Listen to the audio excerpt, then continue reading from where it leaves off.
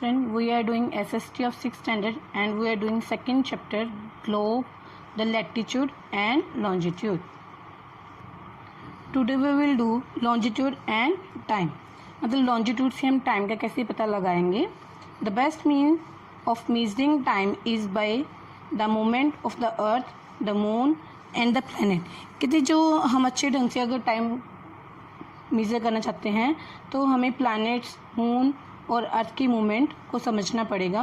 The sun regularly rise and set every day and naturally it is the best time keeper throughout the world. कहते जो सन है regular सुबह उदय होता है और शाम को छिप जाता है और नेचुरल टाइम कीपर है. पूरे संसार में नेचुरल टाइम कीपर है सन जो है. Local time can be record by the shadow cast by sun. जो लोकल टाइम है उसका ठीक रेकॉर्ड मतलब ठीक अनुमान लगाना. लोकल टाइम का अनुमान लगाने के लिए हम सन की जो शेडो सन के द्वारा शेडो बनती है उसको देखकर अनुमान लगा सकते हैं. Which is the shortest at noon and the longest at the sunrise and sunset. जो सुबह दोपहर के टाइम तो वो छोटी होती है शेडो और सनराइज सुबह जब सूर्य उदय होता है और सनसेट जब सूर्य अस्त होता है तो वो शेडो लॉन्गेस्ट होती है. इसके द्वारा हम समय का पता लगा सकते हैं.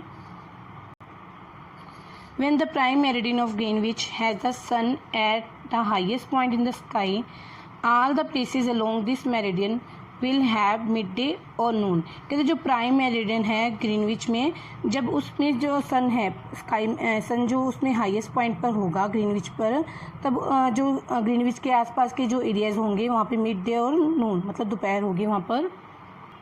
See this is a prime meridian. About this we have discussed in our last video. Now see this prime meridian in map. पहले वो ग्लोब पे थी, ग्लोब को मैप पे दर्शाने के लिए यहाँ प्राइम मेरिडियन इसमें बोला गया जब सन प्राइम मेरिडियन के बिल्कुल ऊपर होगा तो यहाँ पर दोपहर होगी. उसके आसपास के इलाकों में भी उस समय दोपहर का समय होगा.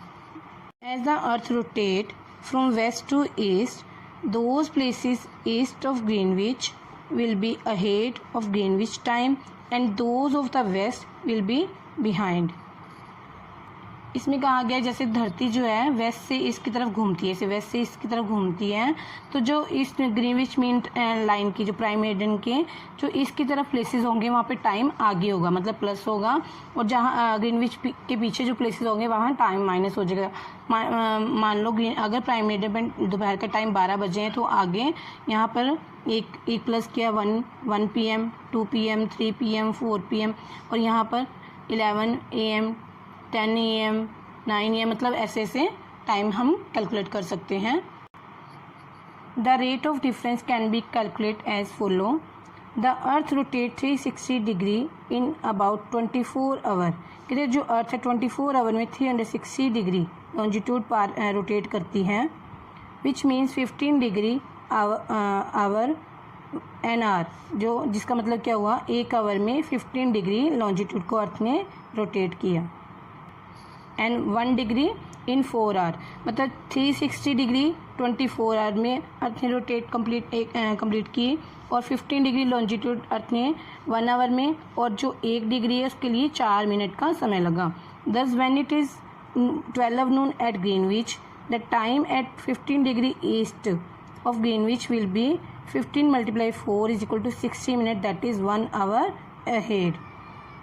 इसका मतलब हुआ जब ग्रीनविच पर दोपहर के 12 बजे हैं तो अगर 15 डिग्री लॉन्जिट्यूड अर्थ रोटेट होती है तो उसमें उस जगह पर टाइम 1 आवर मतलब शाम के 1 PM हो जाएंगे. दोपहर का 1 PM हो जाएगा. बट 15 डिग्री वेस्ट अगर वेस्ट की तरफ है ग्रीनविच से the time will be behind Greenwich by 1 hour. तो ग्रीनविच से 1 घंटा पीछे टाइम चलेगा that will be 11 AM. Similarly at 180 degree it will be midnight when it is 12 noon at Greenwich. अगर ग्रीनविच पर दोपहर के 12 बजे तो 180 डिग्री लॉन्जिट्यूड अर्थ रोटेट करती है तो वहाँ पर टाइम रात के 12 बजे होंगे. Okay, today we will do up to here. Have a nice day.